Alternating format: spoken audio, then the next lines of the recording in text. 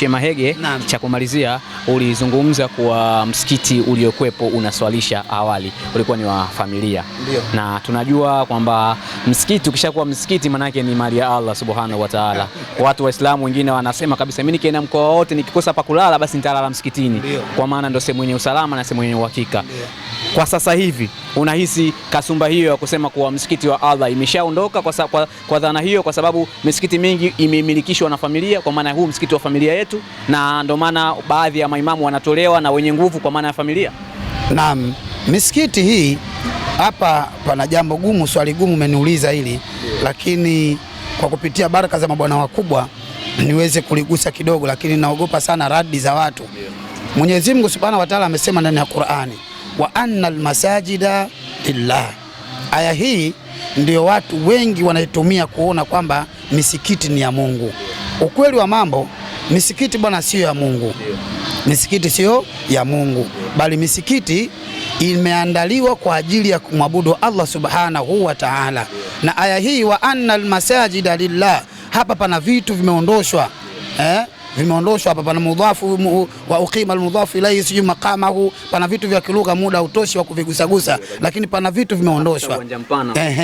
Lakini pana vitu vimeondoshwa pale, wa annal masajida lillah, kwamba misikiti imewekwa kwa ajili ya kumwabudia Allah Subhanahu wa Ta'ala. Sio misikiti ni ya Mungu kama wanavyoichukulia watu. Misikiti ni nyumba imeandaliwa special kwa ajili ya kumwabudia Allah Subhanahu wa Ta'ala. Kwa hiyo unaweza kuwa msikiti ni wa mtu, lakini huyu mtu ambaye kauchukua msikiti basi aangalie namna ya kuusimamia, namna gani anaosimamia ule msikiti. Asiufanye kwamba msikiti wa familia eti anaweza kaja mjukuu wake akaja kumwambia neno lolote imamu, au anaweza kuja mtoto wake akaja kumwambia neno lolote imamu.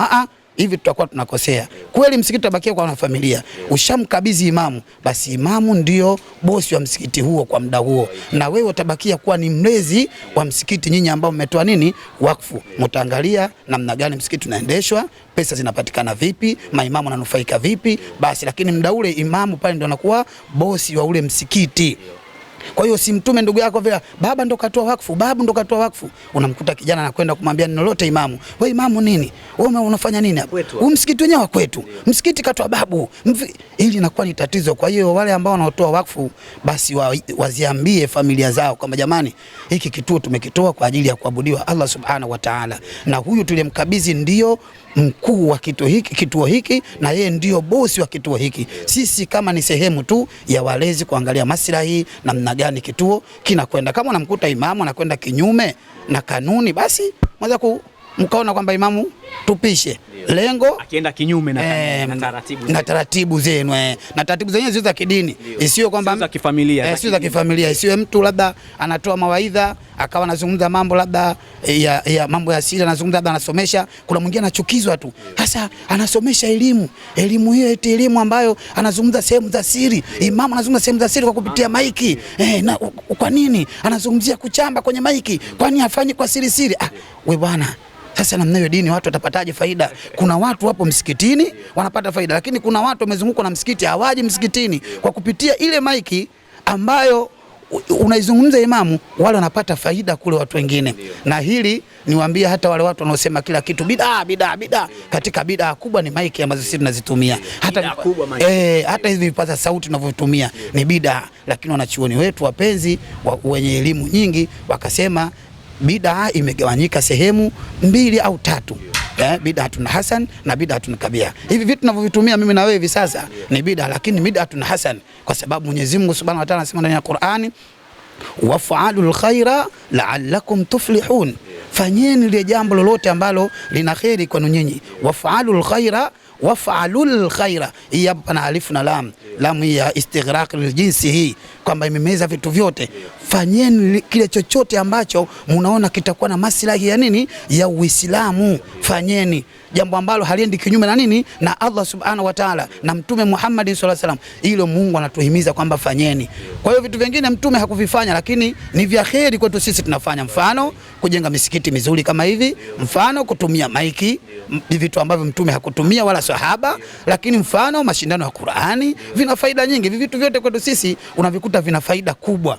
Leo mtu yupo nyumbani kwake, lakini anasikia neno la Allah subhanahu wa ta'ala msikitini kwa kutumia nini? Kipaza sauti. Na kuna kitu ambacho ulikizungumza pale kwamba kwa maana ya hata adhana, mtu ambaye anaadhini adhana, yale makamati yale yakiwa mazuri zaidi, watu waga wanasogea zaidi. Mimi ni mfano, nishawahi kuswali msikiti fulani kwa sababu tu nilivutwa na adhana nzuri. Ndio. Nilivutwa na yale makamati. Naam, katika vitu ambavyo vizuri na wasimamizi wa misikiti wanatakiwa kuviangalia ni hivi. Haiwezekani eti mtu kitu adhana katika moja ambayo tumeelekezwa katika vitabu vya fiqh, adhana anatakiwa kwanza mtu mwenye sauti kali, sifa ya kwanza ya muadhin. Lakini pia anatakiwa mtu mwenye sauti mzuri, hii ni sifa ya mtu muadhin. Yani muadhin sio tu unakwenda tu alimradi muadhin, ametajwa sifa zake kwenye vitabu vya fiqh, muda hautoshi kuvitaja hivyo vitu, lakini amepewa sifa zake maalum. Sasa leo namkuta mtu ajisemee rafiki yangu, ndugu yangu, shekhe wangu, Shekhe Muharram Mziwanda, anatoka mtu bandari huko keshachoka kazi, kaja kustafu, anakuja kugombea maiki, Allahu akbar, anakuja kulazimisha, na akiambiwa bwana wewe huwezi kuadhini, ugomvi, anatafuta uchawi kumloga imamu, anatafuta yanatokea hayo, yanatokea kabisa. Mtu kwa sababu ya nafasi ya kuadhini tu paka yani kuadhini tu, mtu anamwambia anatafuta uchawi, fitina anazitengeneza pale pale, imamu afai, imamu hivi, kwa sababu ya adhana. Hili ni waombe wale wote Tanzania ambao wananisikia mimi hivi sasa, kila mtu ambaye katua wakfu na kila maimamu, hili jambo la adhana muliangalie. Adhana ni sehemu muhimu ya kuwavutia watu kufanya ibada. Adhana inapokuwa ni mzuri, inaadhiniwa kwa makamati mazuri, mfano inaadhiniwa kwa nahwandi au bayati, mtu anaghani vizuri, kuna mtu unaisikia adhana basi unapata hamasa na wewe kuweza kwenda msikitini. Lakini unamsikia mtu kama kalea vya Allahu akbar, herufi hazitoki wala husikii sauti. Hawa watu kwa zama hizi watupishe, wawaache vijana ambao sio, na vijana tu, na kijana wenyewe pia awe na makamati mazuri kwenye adhana. Hawa maimamu niwaambie tu, maimamu wenzangu, tutafute maimamu waadhini wazuri, wenye sauti mzuri, wenye makamati mazuri, kwa sababu kizazi hichi kinataka vitu vizuri. Sio kizazi tu shekhe, na Uislamu wenyewe pia unataka vitu vizuri. Hata kuja kwenye Qur'ani Mwenyezi Mungu asemaje? Warattilil Qur'ana tartila. Imetajwa hivyo kwenye Qur'ani. Hamisha ya maneno sio kwenye Qur'ani tu, hata kwenye vitu vingine viwe vizuri. Hata maimamu unapomchagua, mchague imamu mzuri, anayetoa mawaidha vizuri, anayeswalisha vizuri. Banake msikitini kunatakiwa na maimamu waswalishaji wenye makamati mazuri, na kuna wale maimamu wengine wao maimamu wakuu, wale watoaji mawaidha na nini. Kwa hiyo kunakuta mswalishaji ana sauti mzuri, apewe nafasi yake, asome Qur'ani vizuri kwa makamati mazuri. Kwa mfano msikiti huu tulikuwa nao, tunaye bingwa hapa, Sheikh Muhammad Ndete yupo hapa. Huyu ndo anafaa kuwa anaswalisha muda wote, na imamu wetu mkuu yeye anabakia kwenye mambo mengine na kuratibu mambo yanavyokwenda katika msikiti. Kwa hiyo kwa swali hilo liloniuliza, niwaambie tu ndugu wanaonisikiliza na kunitazama, tuwaweke waadhini wazuri, waadhini wenye sauti mbaya watupishe, wazee watupishe, wawaache watu wa vijana wao, wawaombee Mungu, wawatilie baraka.